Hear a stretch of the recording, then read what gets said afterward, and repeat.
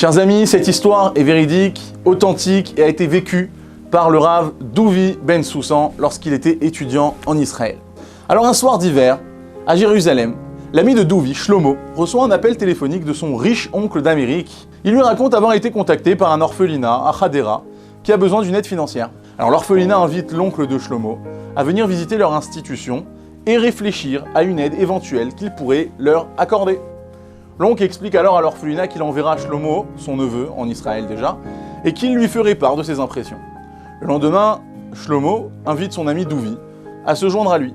Il accepte, mais il dit à Shlomo qu'il doit d'abord faire quelques courses. Alors, il va se rendre d'abord chez le coiffeur, il entre, retire sa veste et ses gants, et explique au coiffeur qu'il a un rendez-vous très important dans la journée et qu'il doit donc être présentable. 15 minutes plus tard, le coiffeur termine et Douvi prend la direction du marché afin d'acheter des bonbons pour les enfants de l'orphelinat.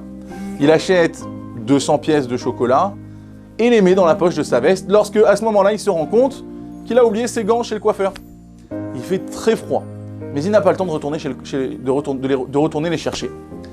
Il se rend à la gare routière et 2 heures plus tard, Shlomo et lui arrivent à Hadera. En descendant du bus, Douvi aperçoit un vendeur proposant des gants très spéciaux qui arrivent jusqu'au coude.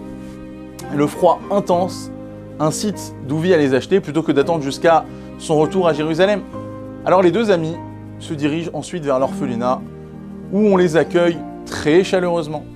Au cours de la visite, ils aperçoivent un enfant de 10 ans avec un grand sourire aux lèvres, se félicitant d'avoir obtenu un 10 sur 10 à son test de Chumash.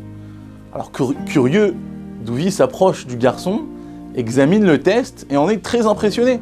Il remarque le nom de l'enfant inscrit en haut de la page, Yitzhak El-Fassi, le même nom que le Rif, l'un des plus célèbres sages du monde séfarade. Alors Douvi demande au garçon, « Sais-tu que tu portes le même nom que le Rif ?» Et l'enfant lui répond, « Bien sûr, c'est mon arrière-grand-père. C'est pour ça que mon père m'a nommé Yitzhak. » Douvi a du mal à y croire. Il se dit que si l'enfant est un descendant du Rif, il doit avoir un grand potentiel. Après s'être renseigné auprès du directeur sur les cours de Torah dispensés à l'orphelinat, il apprend que les fonds sont insuffisants pour offrir aux enfants des cours de Torah sérieux. Alors l'institution peut tout juste se permettre de faire venir un rave 1 fois par semaine pour qu'il fasse étudier le Chumash aux élèves. Douvi se tourne vers l'enfant et lui demande « Que faudrait-il pour que tu acceptes d'étudier la Torah chaque jour si je trouve un rave pour étudier avec toi ?» Alors le garçon répond « Eh bien, à vrai dire, j'aime beaucoup les gants que vous portez. Si vous me les donnez, j'étudierai chaque jour. » Bien entendu, Douvi se fait un plaisir d'accepter la proposition. Après avoir terminé leur visite, Douvi et Shlomo quittent l'orphelinat avec un très bon sentiment, en particulier grâce à la rencontre avec ce jeune garçon prometteur. De retour à Jérusalem, Douvi se rend immédiatement chez le coiffeur et lui demande s'il a trouvé ses gants qu'il avait oubliés précédemment. Et le propriétaire se dirige alors vers un tiroir et les tend à Douvi en annonçant fièrement « Maintenant, tout le monde saura que Moshe El-Fassi, le coiffeur, est un homme honnête. » Douvi lui demande « Votre nom est El-Fassi?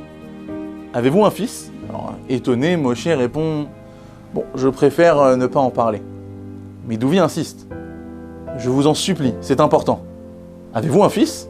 Et le coiffeur lui raconte alors, d'une voix triste. « J'étais marié à une femme qui avait de graves problèmes psychologiques, à un point tel qu'elle maltraitait notre fils. Les tribunaux nous ont retiré la garde de notre enfant et l'ont placé dans un orphelinat.